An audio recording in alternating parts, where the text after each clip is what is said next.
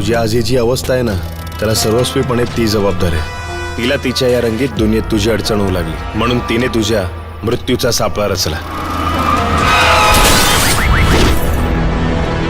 Operation successful झालं, no doubt, but he lost his memory सध्या तरी. अशा केसमध्ये फार उशीर करणं योग्य नाही.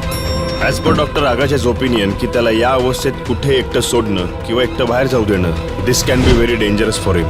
मी कोण आहे आणि माझं अस्तित्व काय? वेळ आल्यावर मी तुला नक्कीच सांगेन.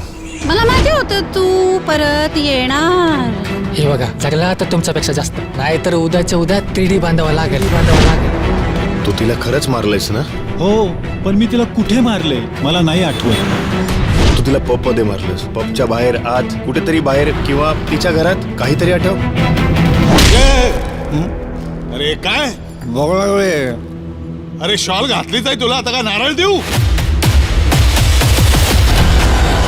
तिचा खून कुठे केलास तू? तिला मारून कुठे टाकलंस?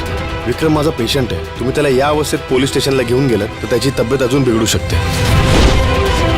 मनात असणाऱ्या गोष्टी मनासारख्या झाल्या की त्याचा आनंद काही वेगळाच नाही. माझ्या जीवाचं काहीतरी बरं वाईट होईल असंच करायचंय मला. तुझ्या कृपेने आणि याच्या प्रेमाने अजून तरी जिवंत आहे. तुला जाणून घ्यायचं ना की तू कोण आहेस? हो.